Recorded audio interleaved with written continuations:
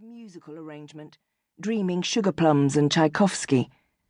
She sleeps like a child, but he's carried the thought anyway, from bedroom to sunroom, making a production of being careful, a show for himself.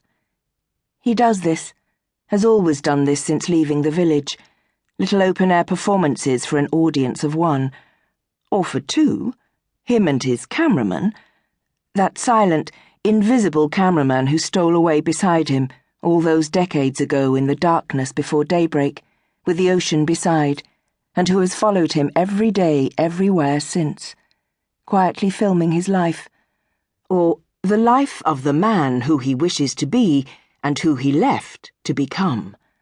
In this scene, a bedroom scene, the considerate husband, who doesn't make a peep as he slips from the bed, moving the covers aside noiselessly, setting each foot down separately, taking pains not to wake his unwakeable wife, not to get up too quickly, thus unsettling the mattress, crossing the room very quietly, closing the door without sound, and down the hall in this manner, through the door, into the courtyard, where she clearly can't hear him but still on his toes, across the short heated walkway from master wing to living wing, where he pauses for a moment to admire his house. It's a brilliant arrangement, this one-story compound, by no means novel, but functional and elegantly planned. Simple courtyard in the middle, with a door at each corner to the living, dining, master and guest bedroom wings. He sketched it on a napkin in a hospital cafeteria in his 3rd year of residency, at 31 years old. At 48, bought the plot off a Neapolitan patient, a rich land speculator with mafia ties and type 2 diabetes, who moved to Accra because it reminds him of Naples in the 50s, he says, the wealth pressed against want, fresh sea air against sewage, filthy poor against filthier rich at the beach. At 49, found a carpenter who was willing to build it, the only Ghanaian who didn't balk at putting a hole in a house.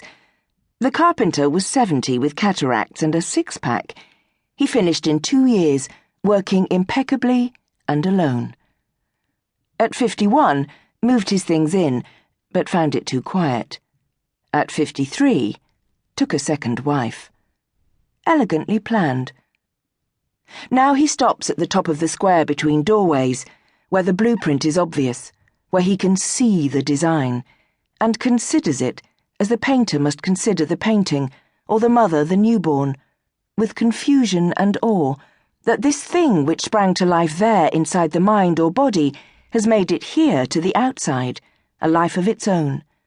Slightly baffled. How did it get here, from in him to in front?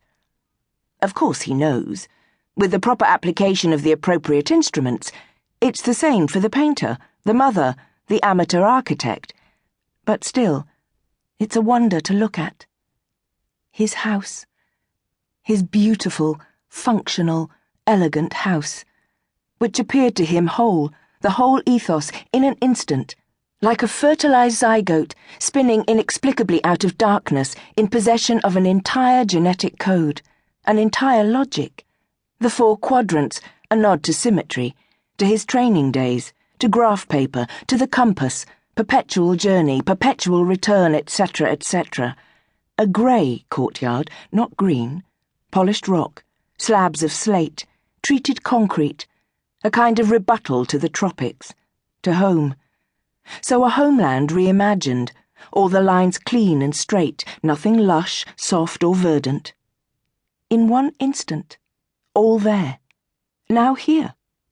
Decades later, on a street in old Adabraka, a crumbling suburb of colonial mansions, whitewashed stucco, stray dogs. It is the most beautiful thing he has ever created. Except Taiwo, he thinks suddenly. A shock of a thought. Whereon Taiwo herself, with black thicket for eyelash, and carved rock for cheekbone, and gemstone for eyes, her pink lips the same colour as the inside of conch shells, impossibly beautiful, an impossible girl, sort of appears there in front of him, interrupting his performance of the considerate husband, then goes up in smoke. It is the most beautiful thing.